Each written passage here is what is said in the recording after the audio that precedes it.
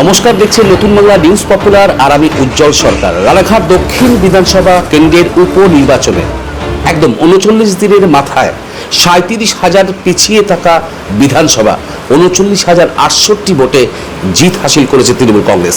দীর্ঘদিন পর রানাঘাট দক্ষিণ বিধানসভায় জয় পেল তৃণমূল কংগ্রেস। আর সাফল্যে একদম যেটা বলছেন মানুষ, যেটা বলছে যে রিং মাস্টার সেই প্রবীণ নেতা শঙ্কর সিং। শঙ্করদা দেখুন, একদম ৩৭,০০০ ভোটে ৩৯ দিন আগে হেরেছিলেন এবং তারপরে কর্মীদের মধ্যে, কেন রাজ্য জুড়ে তৃণমূল কংগ্রেসের জয় থাকলেও রানাঘাট দক্ষিণ আপনাদের নদিয়া সাংগঠনিক জেলা তৃণমূল কংগ্রেস কার্যত ভেঙে পড়েছিল। তার কারণ এই যে পরাজয় ছিল, প্রায় ২ লক্ষর কাছাকাছি ভোটে লোকসভা ভোটে হার হয়েছিল আপনাদের, এবং সেখান থেকে কর্মীদের মনোবলকে এক জায়গায় করে এরকম একটা রেজাল্ট ফিডব্যাক দেওয়া কিভাবে পসিবল করলেন? না, আমাদের এই জায়গায় একটা তো সমস্যা আছে, কারণ ওপার বাংলার মানুষ অধিকাংশই আমাদের রানাঘাট দক্ষিণকে ঘিরেই তাদের অবস্থান। তো দুর্ভাগ্যজনকভাবে বিজেপি নামক এই রাজনৈতিক দলটা উগ্র ধর্মান্ধতাকে পুঁজি করে ধারাবাহিকভাবে তারা মানুষকে বিভ্রান্ত করেছে এবং উগ্র ধর্মান্ধতাকে পাথেয় করে তারা বারবার মানুষকে বিভ্রান্তের শিকার করেছে। এনআরসির নামে, সিএর নামে। তো এর হয়তো আমাদের কখনো কখনো শিকার হতে হয়েছে রাজনৈতিকভাবে, কিন্তু মানুষ মমতা বন্দ্যোপাধ্যায়ের দেহ যে সমস্ত কর্মসূচি, ত্রিস্তর পঞ্চায়েত ব্যবস্থায় পিছিয়ে পড়া মানুষ, অবহেলিত মানুষদের স্বার্থে যেগুলো করেছেন, তারই নিরিখে কোনো না কোনো জায়গায় আমাদের দলের সাংগঠনিকভাবে বোঝানোর ক্ষেত্রে আমাদের দুর্বলতা কিছুটা হলেও ছিল। কারণ যতই উগ্র ধর্মান্ধতা হোক, মানুষ কিন্তু ধর্মের ভিত্তিতে কখনো এই ধরনের সংসদীয় গণতন্ত্রের রাজনীতির সিদ্ধান্ত নিয়ে থাকেন না। মানুষ সিদ্ধান্ত নেন একটা সরকারের কাছ থেকে শারীরিকভাবে তাদের আর্থিক, রাজনৈতিক, সামাজিক কর্মসূচির মধ্য দিয়ে তাদের জীবন ধারণের প্রত্যাশা করেন। সেই ক্ষেত্রে পিছিয়ে পড়া মানুষের ক্ষেত্রে, মহিলাদের ক্ষেত্রে, যুবকদের ক্ষেত্রে, বৃদ্ধ মানুষের ক্ষেত্রে, জন্ম থেকে মৃত্যু পর্যন্ত মমতা বন্দ্যোপাধ্যায়ের দেওয়া পরিকল্পনা, যার মাধ্যমে মানুষ সুরক্ষিত আছে, এটাই আমাদের মূল মন্ত্র ছিল। যে মমতা বন্দ্যোপাধ্যায় এত কিছু করছেন আপনাদের জন্য, অথচ একটা রাজনৈতিক দল খালি ধর্মের উন্মাদনায় মানুষকে বিভ্রান্ত করছে, এটা কখনো সুস্থ রাজনৈতিক বাতাবরণ হতে পারে না। তো এই ক্ষেত্রে কর্মীরা খেটেছে, নেতারা খেটেছে, ব্লক স্তরে সবাই পরিশ্রম করেছে, জেলার সমস্ত নেতৃত্ব একজোট হয়ে করেছে। সবটাই মিলিয়ে যেমন একটা দেখবেন খেলার ময়দানে যখন খেলা হয় তখন তাকে বলা হয় টিম ওয়ার্ক, অর্থাৎ যে কোনো খেলা, ফুটবল খেলা বলুন, ক্রিকেট খেলা বলুন। Only 50 meters from Palpara railway station and 1.5 kilometer from National Highway, Palishuri Supermarket Complex, the largest market complex in Noida district. 1, 2, 3, 4 BHK flats starting from 11.99 lakhs. Instant bank loan. Book বা যে কোনো খেলা বলুন, সকলে একটা efforts রাখতে হয়, team work রাখতে হয়। সেটা আমাদের সাংগঠনিক স্তরে এবার ছিল। আমরা মানুষের সঙ্গে সমন্বয় তৈরি করতে পেরেছি, সবাই সেই জিনিসটাকে কার্যকরী ভূমিকা অংশগ্রহণ করেছেন। সর্বোপরি মমতা বন্দ্যোপাধ্যায়ের যে সিদ্ধান্ত, সার্বিকভাবে বাংলাকে গড়ে তোলার ক্ষেত্রে গরিব মানুষ, দরিদ্র মানুষ সকলের ভাবনা মাথায় রেখে তিনি ত্রিস্তর পঞ্চায়েত ব্যবস্থায় উন্নয়নের জন্য যে কাজগুলো করেছে, সবটা মিলিয়ে আমাদের এই ফল হয়েছে। একদম একদম সঙ্গত একটা বিষয় যে দেখুন উপনির্বাচনে কিছুটা শাসক দলের পক্ষেই থাকে এবং যেহেতু সরকার চেঞ্জের কিছু নেই সেখানে কিছুটা ভোটে মানে একটা আপনার বক্তব্যে উঠে এলো যে দেখুন 2024 লোকসভা নির্বাচনে যেহেতু মমতা বন্দ্যোপাধ্যায় সর্বোপরি সমস্ত রকম পরিকল্পনা সমস্ত রকম প্রকল্প মানুষের জন্য দেওয়ার পরেও এই জেলায় ভরাডুবি হয়েছে, তার জন্য আপনি একটা ছোট্টভাবে বলেন যে সাংগঠনিক কোনো দুর্বলতা ছিল, না হলে এটা হওয়ার ছিল না। তা সেই জায়গায় একটা ভালো ক্যাপ্টেন হলে হয়তো 2024-এও ভালো রেজাল্ট করা যেত। তা 2024-এর এই উপনির্বাচনে মানে দল একটা ভালো ক্যাপ্টেন পেয়েছে এবং যে দেখুন টিম হলেই তো হয় না, টিমের একটা ক্যাপ্টেন চাই, সেই টিমকে পরিচালনা করতে হয়। সেই টিমকে পরিচালনা করলেন কীভাবে? দেখুন একদম 37,000 ভোটে পিছিয়ে থাকা 39,068 ভোটের লিড এবং বিরোধীদের মুহুর্মুহুর অভিযোগ ভোট দিতে দেননি, এলাকা থেকে বাইরে থেকে বেরোতে দেয়নি। দেবগ্রাম পঞ্চায়েতের প্রধান সে রাত্রে বাড়িতে বসবাস করতে পারি, আমবাগানে ছিল, তার বাড়ি ভাঙচুর করেছে, পায়রাডাঙ্গায় একের পর এক ইনসিডেন্ট করেছে, কার্যত দাপিয়ে বেরিয়েছেন আপনারা। মানে সেই শঙ্কর সিংয়ের যে মেজাজ, সেই মেজাজ দেখছে এবার বহুদিন পর রানাঘাট দক্ষিণের মানুষ। বিরোধীদের অভিযোগ কি বলবেন? না না, বিরোধীদের অভিযোগ তো সবসময়ই থাকে। যখন তারা জেতে তখন তারা বলে গণতান্ত্রিক জয়, আর যখন হারে তখন বলে সন্ত্রাসের কাছে হেরে গেলাম। এটা সংসদীয় গণতন্ত্রের এটা কোনো প্রশ্ন নয়। এক ভোটে যে জিতবে সে জিতবে, এক ভোটে হারবে সে হারবে। এখন প্রশ্নটা হচ্ছে একটা দল চালাতে গেলে যেমন আমাদের গোটা দলের সর্বোচ্চ নেত্রী হচ্ছে মমতা বন্দ্যোপাধ্যায়। তো স্বাভাবিক কারণে মমতা বন্দ্যোপাধ্যায়ের সিদ্ধান্ত এবং তার ভাবনাকে ক্যারি অন করার দায়িত্ব হচ্ছে আমাদের যারা সেকেন্ড স্টেজে আমরা আছি বা জেলা স্টেজে যারা আছি তারা এটাকে ইমপ্লিমেন্ট করবার জন্য ব্লক স্তরে বুথ স্তরে সেই লেভেলে এটাকে নিয়ে যেতে হবে। যে দল কি চাইছেন, দলের ভাবনা কি, দলের পরিকল্পনা কি, দলের কর্মসূচি কি, তো এই ব্যাপারে কোনো দ্বিমত নেই। তো আমি অস্বীকার করছি না যে আমাদের এই ধারাবাহিক পরাজয়ের পেছনে আমাদের কোথাও না কোথাও আমাদেরকে একটা ল্যাপসেস আছে। ল্যাপসেস না থাকলে এটা হয় না, কারণ এটা প্রমাণিত যে ল্যাপসেসকে যদি কভার করা যায়, এই যে ফাঁক ফোকরগুলো আছে এটাকে যদি কভার করা যায়, সে ক্যাপ্টেন বলুন আর দায়িত্বশীল লোক বলুন, তারা যদি এই দায়িত্বটা নিয়ে করাতে পারে তাহলে এটা সম্ভব। সেটা আমাদের কোনো জায়গায় ল্যাপসেস ছিল এবং ছিল বলেই হয়তো নেত্রী মনে করেছেন, আমাকে বলেছেন যে তুমি এটা দায়িত্ব নিয়ে দেখো। তো আমাকে দায়িত্ব যখন দিয়েছে, আমার নৈতিক দায়িত্ব কর্তব্য হচ্ছে এটা দেখা এবং এটাকে প্রপারলি ইমপ্লিমেন্টেড করা। অর্থাৎ কোনো জায়গায় যদি পার্থক্য থাকে, মতভেদ থাকে, কোনো জায়গায় অস্বস্তিকর কোনো বাতাবরণ থাকে, সেটাকে আমাকে রিপেয়ার করতে হবে। পলিটিক্সে রাস্তা যেমন ভেঙে গেলে রিপেয়ার করা হয়, এরকম পলিটিক্সও একটা রিপেয়ারেবল টার্ম আছে, কথা আছে যে এটা রিপেয়ার করা দরকার। অর্থাৎ এটাকে পরস্পরের সঙ্গে একটা সংযোগ করা দরকার। তো এগুলো আমরা সাকসেসফুলি করতে পেরেছি। ভেরি ইম্পর্টেন্ট যে আমরা প্রত্যেকটা জায়গায় অঞ্চলে অঞ্চলে আমরা নেতাদেরকে কনফাইন্ড করেছি যে দয়া করে কেউ কোনো জায়গায় ওভারল্যাপ করবেন না। যে যার অঞ্চলে আছেন অঞ্চলের আপনারা লেগে পড়ে থাকুন, মাটিতে লেগে থাকুন, ওখান থেকে আমাদের রেজাল্ট গেইন করার চেষ্টা করুন। আমাদের মধ্যে প্রবণতা আছে আমরা সার্বিক ভাবনায় চলে যাই। এই সার্বিক ভাবনায় নেতা যখন ভাবে তখন তার নিজের অঞ্চলটা লস করে বসে থাকে। এই জায়গাটা আমরা স্ট্রিক্টলি মেনটেন করিয়েছি, সকলকে দিয়ে মেনটেন করিয়েছি। নেতা উপরে যারা ছিল তারাও এটা মেনটেন করেছেন, ব্লক স্তরে মেনটেন করেছেন, বুথ লেভেলে মেনটেন করেছেন। যার ফলে একটা লড়াইতে না যার যার রেসপন্সিবিলিটি সেটা কালেকটিভলি একটা ফ্যাক্টর হয়। আর কালেকটিভ ফ্যাক্টর যখন হয়, সেটা আগেই বললাম, এটাকে বলা হচ্ছে টিম স্পিরিট। কারণ আমাদের মধ্যে অনেকের প্রবণতা আছে যে আমি আমার জায়গায় ছেড়ে আরেক জায়গায় গিয়ে একটু, যাকে বলা হয় একটু, এই একটা ট্রেন্ড আছে, এটা সর্বনাশা ট্রেন্ড। নিজের জায়গায় যদি আমরা দেখার চেষ্টা করি, সেটা হতে পারে, কখনো ফল্ট হতে পারে, কখনো আপ হতে পারে, বাট ওয়ার্কেবল নেচারটা এটা করা দরকার, সেটা আমরা করতে পেরেছিলাম। এটার মানে কিন্তু এটা প্রমাণিত হয়ে গেল যে সংগঠন আছে, লোক আছে, মানুষ মমতা বন্দ্যোপাধ্যায়ের পক্ষে আছে, সেটাকে গুটিয়ে নিতে হবে।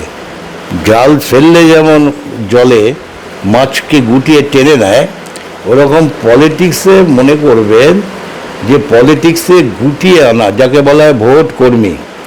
পলিটিক্সে একটা টার্ম আছে ভোট কর্মী, যারা ভোটটাকে ক্যাচ করতে পারে, ভোটটাকে গোটায়, কোন কোন বুথে কী কী আছে, এখানে একটা বুথ লেভেলের ব্যাপার। তো এইরকম কর্মী যারা আছে তারা আন্তরিকভাবে নিজের নিজের জায়গায় করেছে, না করলে পরে এই রেজাল্ট হয় না। একদম। এবার আর দ্বিতীয় কথা যেটা বলেছে বিজেপির, আমি একজন দুজন নেতা শুনেছি, ওটা বাকওয়াস কথা, ওটা কোনো মূল্য নেই। সংসদীয় গণতন্ত্রে হারা জেতা, সে 1 লাখে জিতুক আর 1 ভোটে জিতুক, সেটাই ডিসিশন। আর সেটা মেনে নেওয়ার মানসিকতা রাখতে হয়। যিনি বলছেন তিনি তো জিতেছেন, কথা তো আমরা বলিনি যে এটা এইভাবে জিতেছে ওভাবে জিতেছে, আরে জিতেছে, মেনে নিতে হবে। আমিও তো জীবনে বহুবার জিতেছি, বহুবার হেরেছি। তো আমি যখন জিতেছি তখন জেতাটাকে যেমন আমি আমার মতন করে সেলিব্রেট করেছি কর্মীদের নিয়ে, আমার হারাটাও তো মেনে নিতে হবে, তাই না? তো শুধু হারলেই বলবে সন্ত্রাস হয়েছে, এই হয়েছে, সেই হয়েছে, এইগুলো হচ্ছে নিজের দায়সারা, দায়িত্বহীনতার কথা। আচ্ছা সম্ভবত আমার শেষ প্রশ্ন, দেখুন খুব সম্ভবত এই লোকসভা ইলেকশনের আগে পঞ্চায়েত ইলেকশন ছিল, পৌরসভা ইলেকশন ছিল, মানে কি এমন হচ্ছে পঞ্চায়েতে আপনাদেরকে মানুষ ভোট দিচ্ছে, মানে একদম 27টা সিট ধরুন, 27টা আপনার তৃণমূল কংগ্রেস, ধরুন পৌরসভা 21টা তৃণমূল কংগ্রেস, পঞ্চায়েতে পৌরসভায় মানুষ ভোট দিচ্ছে, কিন্তু লোকসভায় গিয়ে ভোটটা দিচ্ছে না কেন, বা বিধানসভায় ভোটটা দিচ্ছে না কেন? না, লোকসভার ব্যাপার হচ্ছে কতগুলো জিনিস বুঝতে হয়। পলিটিক্সটা আপনি ক্রোনোলজিক্যালি খেয়াল করুন। ফার্স্ট টাইম এরা আসলো, তৎকালীন সিচুয়েশন সেটা হচ্ছে কারাপশন ইস্যু। ডক্টর মনমোহন সিংকে অ্যাকুইজ করলো যে কারাপ্ট সরকার, এই সরকার দুর্নীতিগ্রস্ত, এই দুর্নীতির উপর ইস্যু করে ভোট করলো। That was 14। তো এটা ক্লিক করে গেল, মানুষের ধারণা হলো নতুন আসছে, একটা নতুনত্ব কিছু বলতে চাইছে, কিন্তু আদতে যেটা নতুনত্ব নয়, সেটা ভারতবর্ষের মানুষ আজকে বুঝে গেছে যে অতীতের সমস্ত সরকারের কারাপশনকে ছাড়িয়ে গেছে নরেন্দ্র মোদী।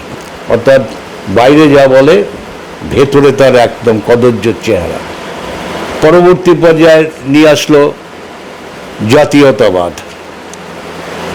এখন সর্বভারতীয় রাজনীতির প্রেক্ষাপটে এই ইস্যুগুলো কাজ করে যায়, ক্লিক করে যায়। মানুষের চাকরি নেই, কর্মসংস্থান নেই, স্বাস্থ্যের পরিবেশ খারাপ, শিক্ষার খারাপ, ডেভেলপমেন্ট নেই, সরকারের সমস্ত কিছু জাতীয় সমস্ত সংস্থা বিক্রি করে দিচ্ছে গুটি কতক লোকের কাছে, এত সমস্যা। কিন্তু 40টা জনকে শুয়ে তার কাফনকে দিয়ে ভোট করে নিল জাতীয়তা। এইগুলো হচ্ছে সময় উপযোগী একটা স্বার্থপরতার ভঙ্গিমায় কম্পালশন ক্রিয়েট করা। থার্ড টাইম যেটা এলো, এই থার্ড টাইমে রামকে টেস্টিংয়ে নামালো উদ্বোধন করে, যেটা আমাদের ধর্মীয় শাস্ত্রের পরিপন্থী হিসেবে করলো। ধরুন, ধর্মীয় যাজকরা যদি বারণ করে, কোনো মসজিদে যদি মৌলভী সাহেব বারণ করে, কোনো গির্জায় যদি কোনো ফাদার আপত্তি করে, গুরুদুয়ারে যদি কোনো সেখানকার যিনি সন্ত আছেন তিনি যদি কোনো ব্যাপারে সিদ্ধান্তে আপত্তি করে, সেটাই আমাদের ধর্মীয় সিদ্ধান্তের মনে হবে যে ওনারা ঠিক বলছেন। তো সমস্ত ধর্মীয় যাজক হিন্দু ধর্মের 4টে আচার্য, শঙ্করাচার্য 4জনই বলল যে আমাদের হিন্দু ধর্মে এটা ক্ষণ দিন ঠিক হচ্ছে না, এটা করলে পরও করো, কিন্তু এটা জোর করে করালো। ওকে, বিকজ এটাকে ইস্যু করে সে সারা ভারতবর্ষে উগ্র ধর্মান্ধতার ভোটটা করবে। কিন্তু মানুষ কিন্তু ফার্স্ট টার্ম, সেকেন্ড টার্ম, তারপরে তার ইমপ্লিকেশন, দেখে দেখে দেখে দেখে তারা হতাশ হয়ে গেছে। তারা বুঝতে পেরেছে যে এটা একটা জালিয়াতি সরকার চলছে, মিথ্যের সরকার চলছে।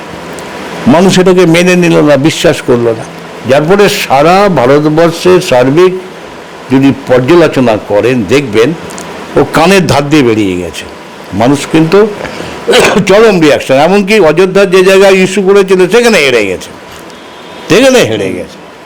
আর আমাদের যে অবস্থাটা আপনি আনতে চাইছেন, এই জায়গায় আমাদের প্রবলেম হচ্ছে আমাদের এখানকার অধিকাংশ মানুষ ওপার বাংলার থেকে আসা মানুষ। আমরা ওপার বাংলার থেকে এসছি, তো স্বাভাবিকভাবে ওপার বাংলার মানুষের কাছে যারা সেন্সিটিভ তারা কিন্তু জানে এটা, যারা কালচার তারা বোঝেন, তারা চর্চা করেন তারা বোঝেন। কিন্তু কিছু তো মানুষ আছে উগ্র ধর্মান্ধতার প্রবণতার শিকার হয়ে যান। সমস্ত ধর্মে এটা আছে, সমস্ত ধর্মে আছে। তো এই মানুষগুলোকে দিনের পর দিন এমন একটা বোঝানো হয়েছে যে এই জিনিসগুলো যদি না হয় তোমরা কিন্তু নাগরিক নয়, তোমাদের এখান থেকে তাড়িয়ে দেবে। এই যে দ্বিচারিতা এবং এটা সংবিধান বিরোধী কথাবার্তা। সংবিধান তোমাকে পারমিট করেছে, তোমার পাসপোর্ট দিয়েছে, তোমাকে আধার কার্ড দিয়েছে, তোমাকে আই কার্ড দিয়েছে, তোমার রেশন কার্ড দিয়েছে, তোমার বাসস্থান দিয়েছে। তাহলে এই দেশের নাগরিক নয় তুমি কি করে বলতে চাইছো? তো এটা একটা বিভ্রান্তিকর পরিবেশ তৈরি করেছিল, যার ফলে আস্তে আস্তে মানুষের মধ্যে মোহ ভাঙছে। মানুষ বুঝতে পারছে যে একমাত্র এটা বিভ্রান্তি ছাড়া কিছু নয়। এখানে যারা জিতে গেছেন তারা কার ভোটে জিতেছেন? এখানে যারা এমএলএ হয়েছে কার ভোটে হয়েছে? এখানে এমপি যে হয়েছেন তিনি কার ভোটে হয়েছেন?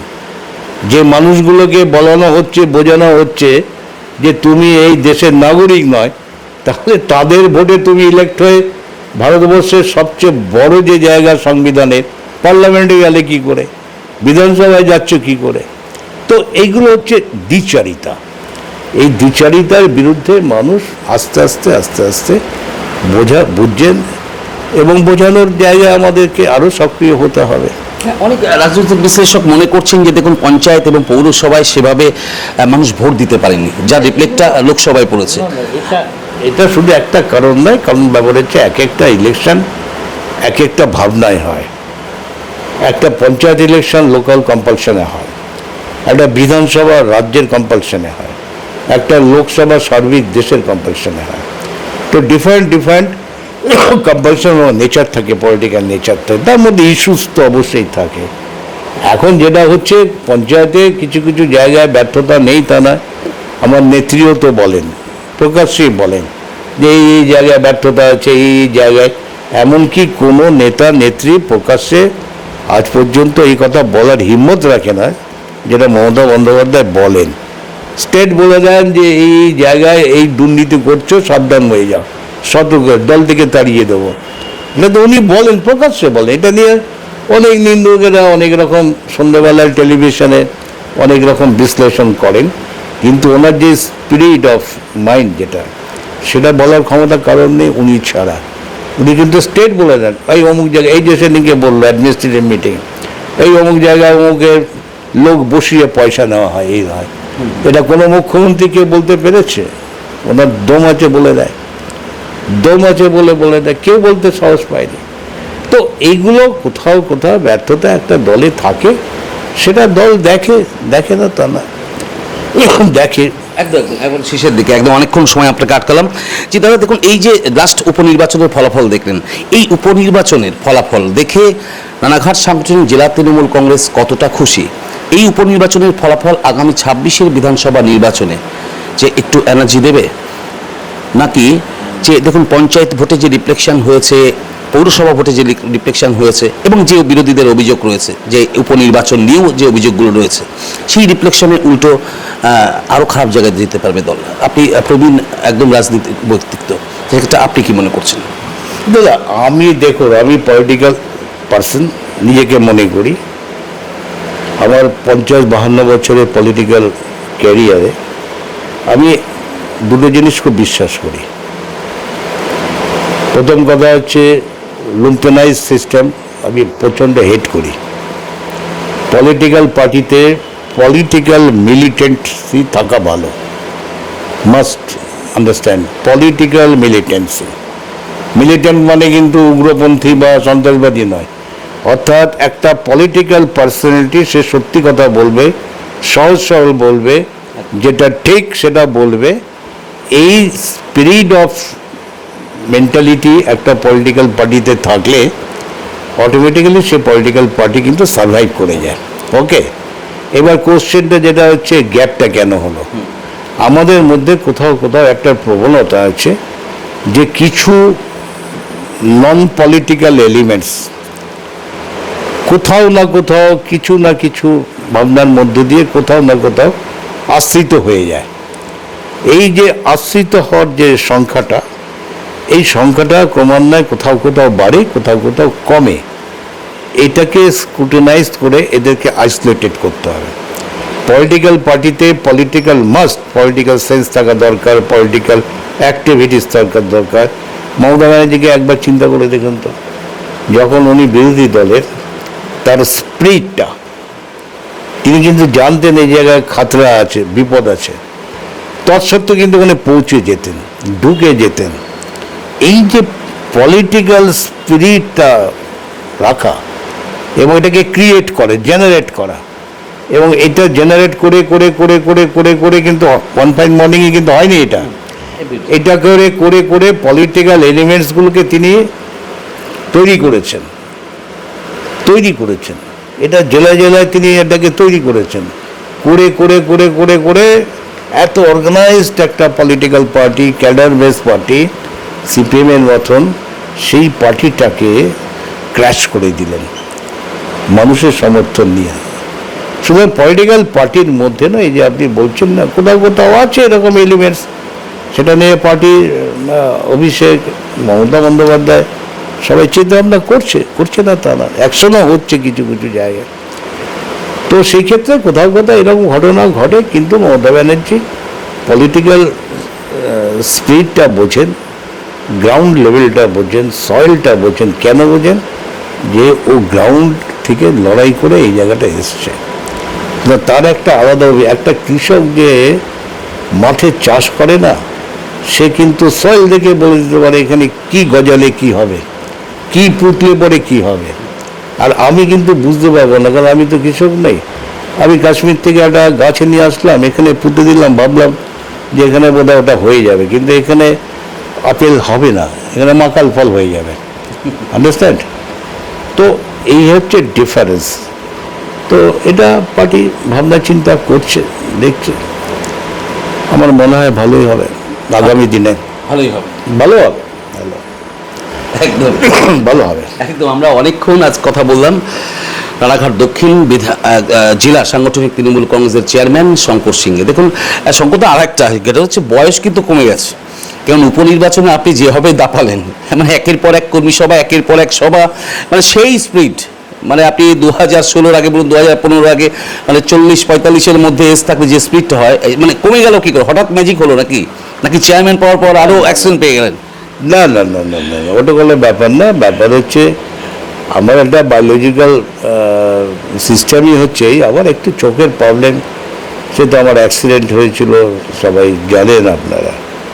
তারপর থেকে একটু চোখে অবস্ট্রাকশন হয়, মাঝে মাঝে ডিস্টার্ব করে। আদারওয়াইজ আমার কোনো বায়োলজিক্যাল প্রবলেম কিছু নেই, আমার সব কিছুই কন্ট্রোলে আছে। আর এই বয়সের কথা, বয়স তো অনিবার্য, বয়স তো সবারই হবে। একটা মুখ্যমন্ত্রীর কথাটা মনে পড়ে গেল। মুখ্যমন্ত্রী পরশুদিনকে আমাকে ধমকালো, বলল তুমি 75 বছর কেন বলো? কে বলেছে তোমাকে 75 বছরই হয় না? তা এটা মুখ্যমন্ত্রীর স্পিরিট, কারণ ওনারও তো তাই না। উনি বয়সটাকে যদি হিসেব করো, উনি এখনো যে গতিতে দৌড়োয় আর যে গতিতে হাঁটে এই গরমের মধ্যে, এ কল্পনা করা যায় না। এটা তো বাস্তব। নিন্দুকেরা যাই বলুক, নিন্দুকরা যারা আছে তারা সমালোচনা করবেই, এটা তাদের অধিকার। কিন্তু বাস্তব সত্য, এটা তো রাজ্যের অনেক মুখ্যমন্ত্রীর আগে ছিল, কিন্তু রাস্তায় এরকম এই গরমের মধ্যে, এই তাঁতের মধ্যে এইভাবে দৌড়ানো, এইভাবে ঘোরা, এটা তার ভেতরের স্পিরিটটা হচ্ছে সবচেয়ে গুরুত্বপূর্ণ। সে তো 4 কিলোমিটার না হাঁটলেও পারে এই গরমের মধ্যে। আমরাই কোথাও কোথাও ছাওয়া নিয়ে নিই, একটু দাঁড়িয়ে যাও, ছাতা নিয়ে নাও, এই নাও না, না আল্লাহ ক্ষমা। তো ওটা ব্যাপার না, বয়স আটকানো যায় না, বয়সের গতিতেই বাড়বে। আর নিজের ব্যাপারটা, নিজের দেহটাকে ঠিক রাখতে হবে। আর পদের ব্যাপার, আমার জীবনে আমি যা পদ পেয়েছি, যা পদ অলঙ্কৃত করেছি, তো আমার কাছে পদটা খুব মেটেরিয়ালস নয়, আমার কমিটমেন্টটা হচ্ছে মেটেরিয়ালস। মমতা বন্দ্যোপাধ্যায়ের কাছে যেটা আমার কমিটমেন্ট থাকবে, আমি সেই কমিটমেন্ট অল আউট করব। ঠিক। আর এছাড়া, কারণ যেহেতু পলিটিক্স করি, পলিটিক্স যদি না করতাম প্রশ্ন নেই। পলিটিক্সে যখন আছি কমিটমেন্ট রাখতে হবে। আমি যদি একটা কর্মীকে কোনো কমিট করি যে ঠিক আছে এটা আছে, তা আমার তো দায়িত্ব সে কমিটমেন্টটাকে ফুলফিল করা, তাদের ব্যাপারটাকে দেখা। তো দ্যাটস অল, ঠিক আছে, চলে যাচ্ছে। থ্যাংক ইউ দাদা। ধন্যবাদ শঙ্করদাকে। দেখতে থাকুন নতুন বাংলা নিউজ পপুলার। দেখুন রানাঘাট দক্ষিণ সাংগঠনিক জেলা তৃণমূল কংগ্রেসের এই যে উপনির্বাচনে জয়, সেই জয়ের পর এখন দেখার যে দল রানাঘাট সাংগঠনিক জেলা কতটা ঘুরে দাঁড়াতে পারে। সঙ্গে থাকুন, দেখতে থাকুন নতুন বাংলা নিউজ।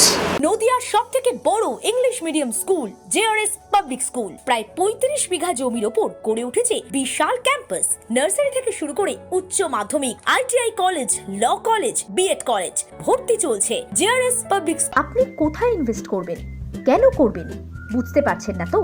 সঠিক গাইডলাইন পেতে আজই আসুন নদিয়ার চাকদাতে নিবেদিতা প্রাইভেট লিমিটেডে। Nivedita private limited, marketing and distribution service. Balcony বা সিঁড়ির রেলিং, মডিউলার কিচেন বা ড্রয়িং রুম, এক কথায় আপনার স্বপ্নের বাড়িকে করে তুলুন আরো সুন্দর। Chakdah ply centre, gorgeous look বা কোয়ালিটি সবে 3 number 1 Chakdah ply centre. Chakdah ply centre, KBM, Chakdah, Nadia. হোমওয়ার্কটা করেছো? হ্যাঁ স্যার। এ বাবা, ভুল করেছো কেন? চোখে কেমন ঝাপসা দেখছি, লিখতে আর পড়তে খুব সমস্যা হচ্ছে। চাকদার মডার্ন অপটিক্স থেকে ভালো চোখের ডাক্তার দেখিয়ে নাও। প্রতিদিন প্রকৃত চোখের ডাক্তার ও দৃষ্টি বিশেষজ্ঞ মডার্ন অপটিক্স চাকদহে। স্যামসাং, জিও, রিয়েলমি, নদিয়ার একমাত্র অথরাইজড ডিস্ট্রিবিউটর ঘোষ কমিউনিকেশন, থানার মোড়, চাকদা, নদিয়া। নদিয়া জেলার সবথেকে বড় বিল্ডার্স চাকদার মা মনসা বিল্ডার্স, রড ও সিমেন্টের পাইকারি ও খুচরো বিক্রেতা। মা মনসা বিল্ডার্স, পদ্মবিলা, চাকদা, নদিয়া। রড কেনাকাটায় থাকছে ডিসকাউন্ট অফার। মা মনসা বিল্ডার্স,